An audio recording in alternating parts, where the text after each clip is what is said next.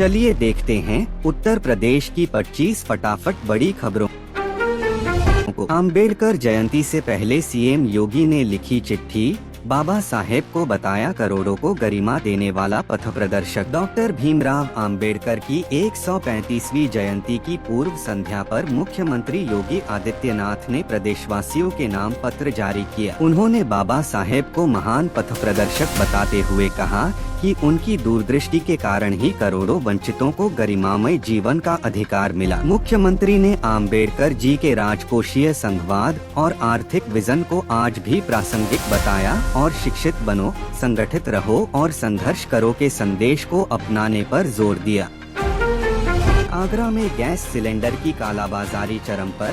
925 रुपए वाला सिलेंडर 2000 रुपए तक बिक रहा। आगरा में घरेलू गैस सिलेंडर की आपूर्ति में 45 दिन का अंतराल होने के कारण कालाबाजारी ने विकराल रूप ले लिया है। 925 रुपए का एक सिलेंडर जरूरतमंदों को 100 रुपए से लेकर 2000 रुपए तक की ऊंची कीमत पर अवैध रूप से बेचा जा रहा है। एजेंसियों और हॉकरों की मिलीभगत के आरोप लग रहे हैं, जिससे बाजार में आपूर्ति भी जानबूझकर घटाई जा रही है। आम लोग परेशान हैं, लेकिन प्रशासन इस मामले में चुप्पी साधे हुए है।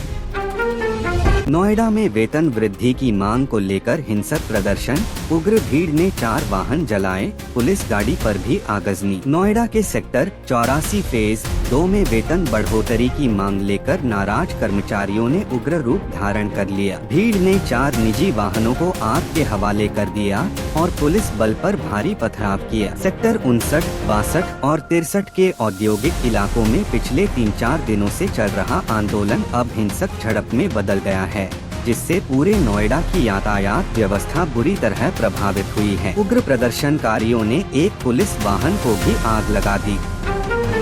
लखनऊ में सीएम योगी देंगे बाबा साहेब को श्रद्धांजलि, महासभा परिसर में भव्य कार्यक्रम। 14 अप्रैल को डॉक्टर भीमराव अंबेडकर की जयंती पर हजरतगंज स्थित महासभा परिसर में मुख्य समारोह आयोजित किया जाएगा। मुख्यमंत्री योगी आदित्यनाथ बाबा साहेब को श्रद्धा सुमन अर्पित करेंगे। कार्यक्रम की शुरुआत बौद्ध भिक्षुओं द्वारा अस्थि कलश पर पुष्पांजलि और बुद्ध वंदना से होगी। इस मौके पर दोनों उप मुख्यमंत्री और अन्य कैबिनेट मंत्री भी उपस्थित रहेंगे। प्रदेश की सभी विधानसभाओं में युवा संवाद संगम के जरिए नई पीढ़ी को संवैधानिक मूल्यों और सामाजिक न्याय के प्रति जागरूक किया जाएगा। सांसद खेल महाकुंभ का उद्घाटन, राजनाथ सिंह बोले, विकास का मापदंड सिर्फ जीडीपी नहीं, खेल उपलब्धियां भी अहम। लखनऊ के केडी सिंह बाबू स्टेडियम में रक्षा मंत्री राजनाथ सिंह ने सांसद खेल महाकुंभ का शुभारंभ किया। उन्होंने कहा कि देश की प्रगति का मूल्यांकन अब केवल सकल घरेलू उत्पाद जीडीपी के आधार पर नहीं, बल्कि खेल क्षेत्र में हासिल की गई सफलताओं से भी होगा। उन्होंने खिलाड़ियों का उत्साह बढ़ाते हुए आने वाले समय में इस आयोजन को और भव्य रूप देने का संकल्प व्यक्त किया और समाज में एथलीटों के प्रति सम्मान एवं लगन बढ़ाने पर बल दिया। कार्यक्रम के दौरान विभिन्न प्रतिभागियों ने अपनी कलाओं का शानदार प्रदर्शन किया। अयोध्या में श्री राम जन्मभूमि परिसर के सभी मंदिरों में दर्शन शुरू, भक्तों में उत्साह की लहर। अयोध्या के श्री राम जन्मभूमि परिसर में अब सभी मंदिरों में दर्शन की सुविधा शुरू हो गई है। भक्त अब निर्धारित पास व्यवस्था के माध्यम से मुख्य गर्भगृह के अलावा परिसर के अन्य मंडपों और पूजा स्थलों पर भी पूजा अर्चना कर सकेंगे। राम मंदिर ट्रस्ट ने सुरक्षा को ध्यान में रखते हुए श्रद्धालुओं की संख्या सीमित रखने का फैसला किया है। सोमवार से लागू हुई इस नई व्यवस्था को लेकर राम भक्तों में जबरदस्त उत्साह देखा जा रहा है और मंदिर क्षेत्र में धार्मिक गतिविधियां तेज हो गई हैं।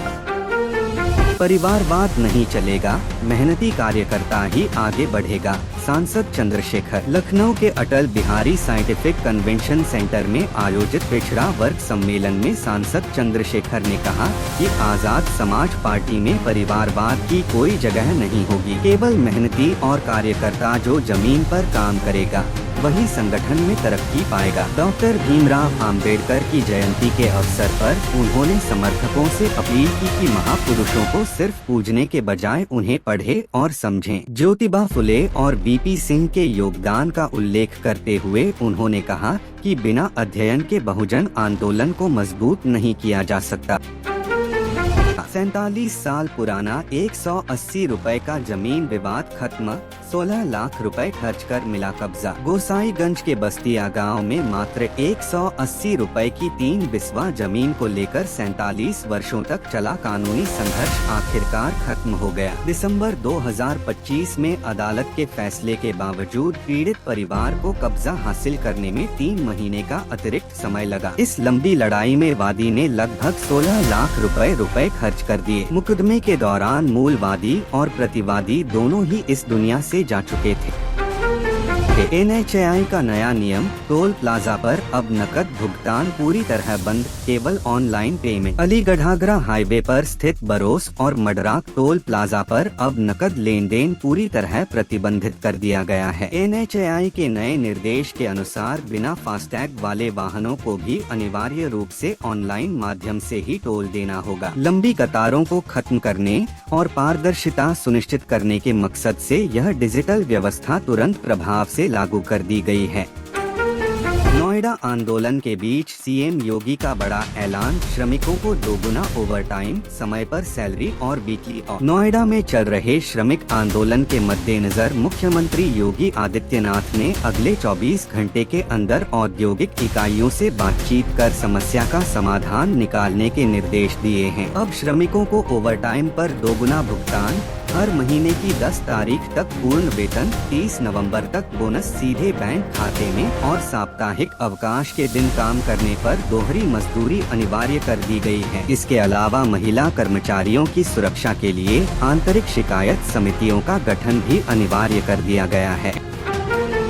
SCR में महिलाओं के नाम ज्यादा कटे, लिंगानुपात पर नई चिंता। जनपद में मतदाता सूची शुद्धिकरण के बाद महिला मतदाताओं की संख्या में 19.22% की भारी कमी दर्ज की गई है। पिछले 6 महीनों में बाह और फतेहाबाद क्षेत्र सबसे ज्यादा प्रभावित हुए, जहां कुल 31,187 महिलाओं के नाम सूची से हटा दिए गए। पुरुषों की तुलना में महिलाओं की कटौती दर 2.79% अधिक होने से प्रशासन के सामने लिंगानुपात का नया संकट खड़ा हो गया है। अंग गलकर नष्ट हो गए, हड्डियों पर भी कोई असर नहीं, प्रियंका की मौत का कारण कभी नहीं पता चल पाएगा। मेरठ के टेली मोहल्ला में मिले कंकाल का पोस्टमार्टम करने वाले 3 डॉक्टरों के पैनल ने कहा कि प्रियंका के शरीर के सभी अंग पूरी तरह गलकर नष्ट हो चुके हैं। 45 मिनट तक चली इस जांच में चिकित्सकों का मानना है कि अब मौत का सटीक कारण कभी भी स्पष्ट नहीं हो सकेगा। पहचान की पुष्टि के लिए सिर के बाल और हड्डियों के नमूने लेकर निवाड़ी स्थित प्रयोगशाला में DNA परीक्षण कराया जाएगा।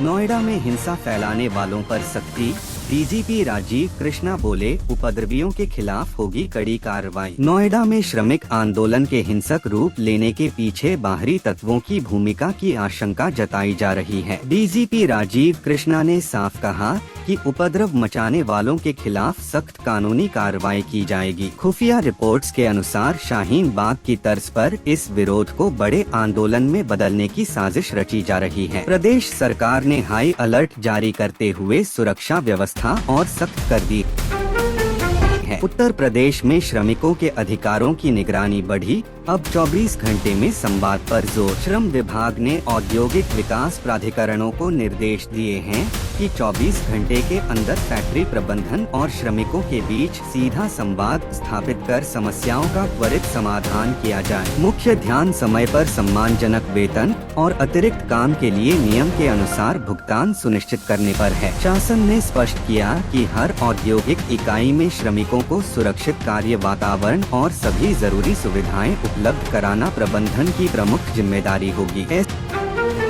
SIR खत्म होने के बाद भी मतदाता नाम जोड़ने के लिए घोषणा पत्र अनिवार्य। विशेष गहन पुनरीक्षण अभियान समाप्त होने के बाद भी नए मतदाताओं के पंजीकरण के लिए सख्त नियम लागू रहेंगे। चुनाव आयोग के अनुसार फॉर्म 6 के साथ आवेदक को एक अनिवार्य घोषणा पत्र भरना होगा, जिसमें यह स्पष्ट लिखना होगा कि उनका नाम देश के किसी अन्य निर्वाचन क्षेत्र में दर्ज नहीं है। फर्जीवाड़ा और दोहरे पंजीकरण को रोकने के लिए ई-साइन और आधार सत्यापन जैसी तकनीकी व्यवस्था अब स्थायी रूप से जारी रहेगी।